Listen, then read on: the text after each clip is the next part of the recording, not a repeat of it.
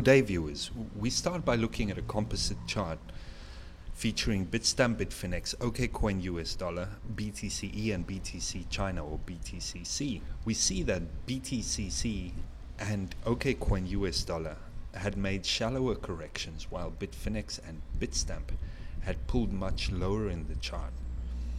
The subsequent reaction is visible in the 1 hour chart.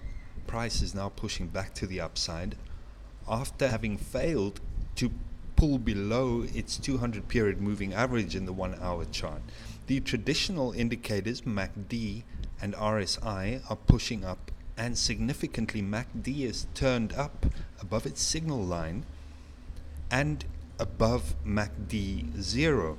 This implies a resumption of advance, but it wouldn't happen in a straight line since RSI is likely to reverse diverge as it's pushing up strongly and may exceed this previous high before price makes a new high. So right now the advice is to stay out of the market until there is more clarity. That advice applies to leverage traders. Those traders who are in buy and hold positions should hold, since there is no evidence now of a larger decline. Earlier this month, we looked at how the moon influences tides, volcanism, life, reproductive cycles, and human activity on Earth. An emerging branch of science has found correlation between solar activity, weather, and tectonics, crustal activity on Earth. The basis of the correlation is the electromagnetic relationship between the Sun and the Earth.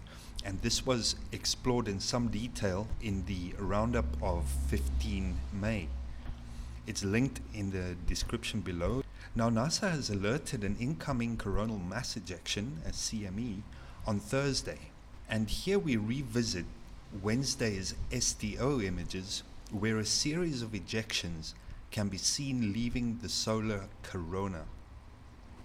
The CME is visible as a series of visual distortions that ripple through the sun's atmosphere. Solar flares usually take 2 to 3 days to arrive at Earth, and Wednesday's coronal ejection is expected to hit Earth today, Friday 26 May. We can already see the initial shock wave of dense hot particles in the solar wind telemetry chart,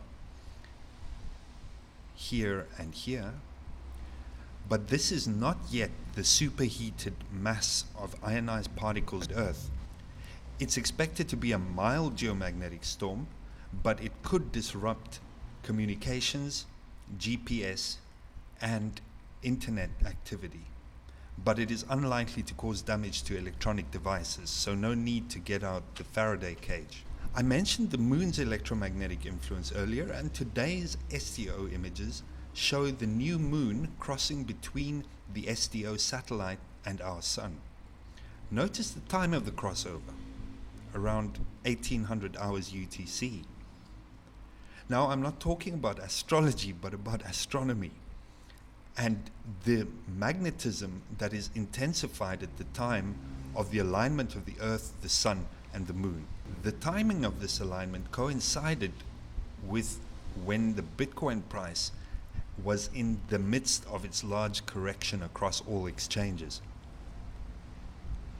Most people find the notion that the moon phase should influence markets to be preposterous. So just like mainstream economics has given us a deeply flawed and misconceived global economy, mainstream science, eager for funding rather than the truth, has given us the flawed understanding that the solar system is governed by gravity.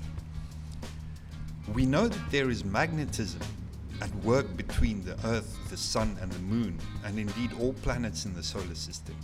The electrical force that causes magnetism is 10 to the 38 times stronger than gravity.